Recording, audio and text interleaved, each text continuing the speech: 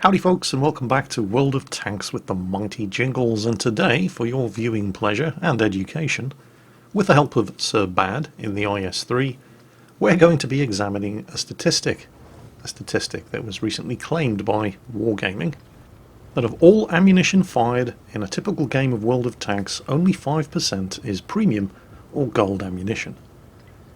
No, stop laughing, give me a chance.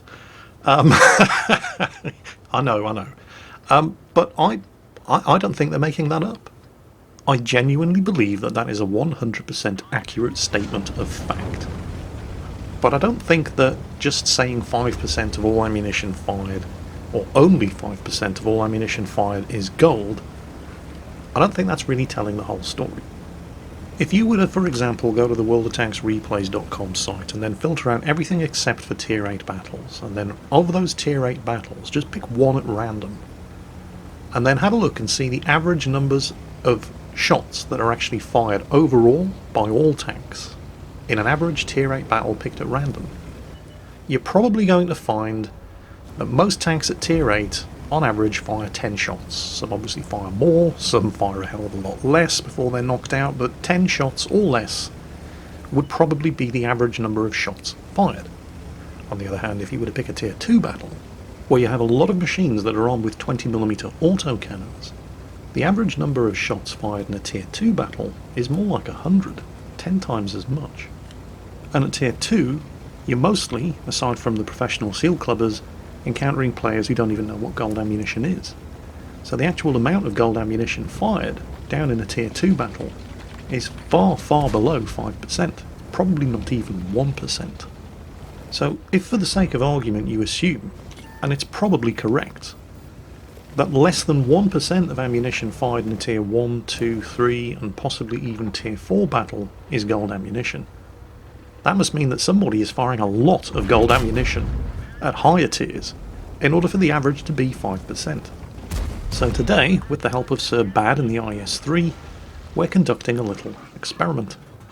So in the interests of science, we're keeping a running tally on the left hand side of the screen of the number of shots fired at Sir Bad's IS-3 and the number and percentage of those shots that are gold.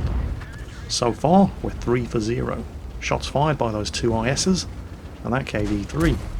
Now, I do understand that the use of gold ammunition is always going to be circumstantial, and under circumstances like this, where these guys have to start killing tanks soon, or they're going to die, you have to anticipate that the KV-3 and all the two ISs are going to switch to gold.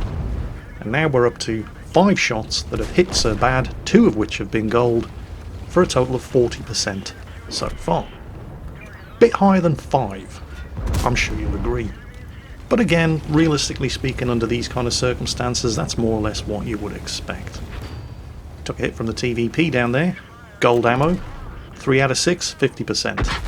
We're going to call the artillery hit as well. Obviously it was high explosive. 3 out of 7, back down to 43%. And I'm calling that one on his platoon mate in the 110 as a gold shot, because I do not think that this TVP fired gold at Sir Bad, switched to armour piercing for his platoon mate, and then straight back to gold just for Sir Bad, because this guy has his finger permanently glued to the 2 key.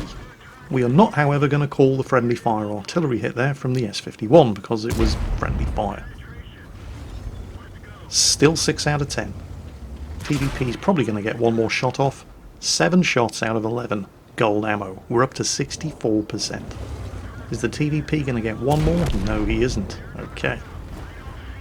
You may have noticed, by the way, that Sir Bad is no stranger to the use of gold ammunition himself. His initial ammunition loadout was 13 rounds of regular, 13 gold and 2 high explosive, but he hasn't actually fired any of the gold yet. Didn't need to. He's queuing a gold shot for his second shot at this SU-122-44, however. But that guy's playing it safe. He's not coming out to engage Sir Bad, and instead he's taking the shot at the T-25-2 on Sir Bad's right flank, then takes a hit from artillery, which is all the excuse Sir Bad needs to close in while he's reloading and finish him off with the round of gold ammunition that he had queued. Friendly T-25-2 up ahead is now 1 shot. Sir Bad's asking him to fall back because here comes an AMX M449. Sir Bad has the gold queued, AMX M449 hits him with regular ammo, 7 out of 12, 58%. Now that Sir Bad's fired, this guy's coming out, and he's going to kill the T-25-2, who tries to get some damage done before his inevitable demise. Sir Bad, still firing gold himself, pumps a shot right into the AMX M4's turret ring. The AMX, still firing regular ammunition, we're down to 54%, but the situation is going to be salvaged by the appearance of a Scorpion G, who has 246mm of penetration with his 128mm regular armour-piercing ammunition, and clearly needs 311mm of penetration to deal with an IS-3. We're back up to 57%. And Sir Bad himself still has gold ammunition loading, but he's now queuing high explosive for his second shot at the Scorpion G. Using the wreckage of the T-25-2 as cover, he clears the barrel of the gun with the gold round and starts loading the high explosive, which makes perfect sense. It will do more damage. The Scorpion G only has 30mm of armour. High explosive will absolutely wreck that guy. It's the right choice of ammunition to fire under the circumstances, and Sir Bad can't afford to take one more hit. He has less than 100 health remaining. Friendly Artie letting him know he's about to take the shot, but, well, the last time that S51 tried to help Sir Bad out, the only thing he hit was Sir Bad, so he's obviously not anxious to get anywhere near the target indicator that S51's laying on the ground. There's his final round of high explosive, and it missed. So now he's switching back to the regular ammunition. They're both now one-shot kills for each other, and the Scorpion G's gun has much better gun handling than this BL9. But Sir Bad gets the shot off, claims his 5th kill, one more for a top gun. We're still only at 57%. Yeah, I realise what I just said there. Only 57%. Who would have ever thought that the day would come when we live in a world where I'm saying things like only 57% of the ammunition fired at Sir Bad's IS-3 in this game has been gold? Yeah. Jingles, why do you keep calling it gold ammo? It's not gold ammo, it's premium ammo. You don't buy it with gold anymore. Well, yeah, I know that, but I like calling it gold ammunition because it really upsets all of the gold ammunition apologists out there. So... you know, what can I say? I'm a simple gnome. I take my pleasure where I can find it. Oh, in case it wasn't obvious, by the way, this is assault mode, and Sir Bad's on the defending team here on Corellia. So, even though they're losing 8 kills to 10, they don't have to kill all of the enemy tanks to win, and this match is only going to last 10 minutes. They just have to, well, not all die, and ensure that their base isn't captured. So they still have a pretty good chance of winning.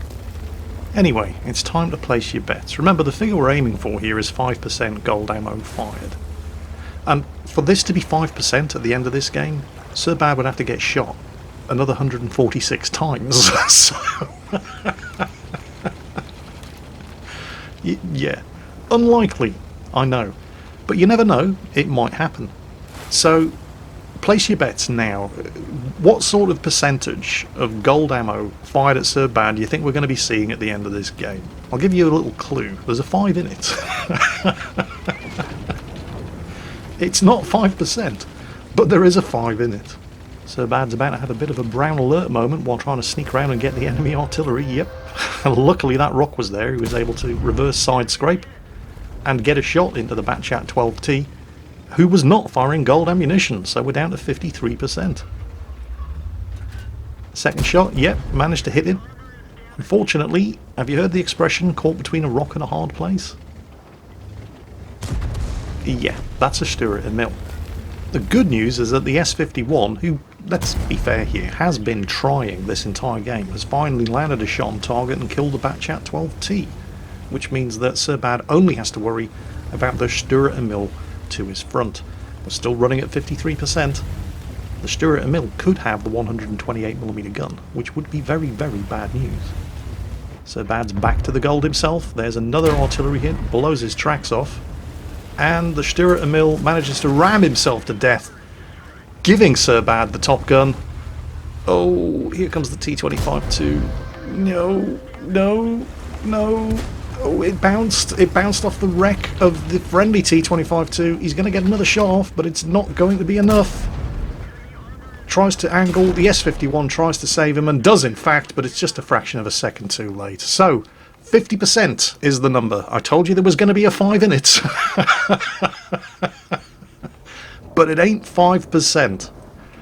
Although, well, I don't know. How does Wargaming mathematics work?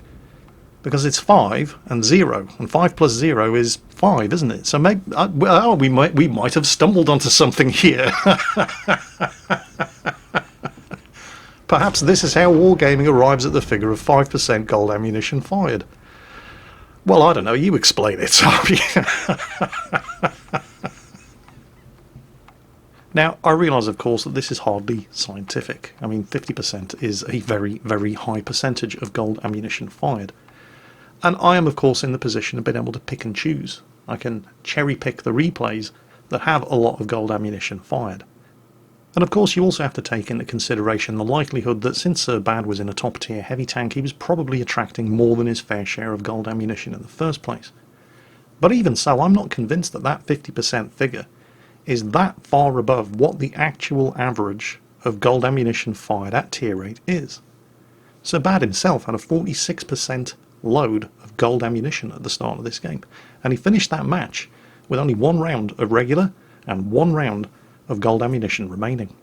So Sir Bad himself fired 46% gold rounds during the course of this battle. Now, I don't know what the actual figure is at tier 8, and I don't think we're ever going to know what the actual figure is at tier 8 because Wargaming are definitely not going to tell us.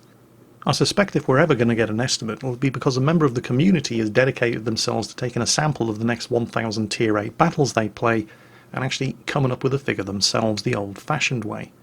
And somebody may already be in the process of doing that for all I know, but I can state with some certainty that if such a figure is eventually produced, if it's 5%, I will eat my own arse. And I'm pretty sure that my arse is safe this time. But I suppose the real question here is, does anybody actually care? How much of a difference does it make, in your experience? I suspect we all have very strong opinions on this subject. Let me know in the comments. And Sir Bad, thank you for sending that one in. It was most educational. That's it for today, folks. Hope you enjoyed it, and as always, take care, and I'll catch you next time.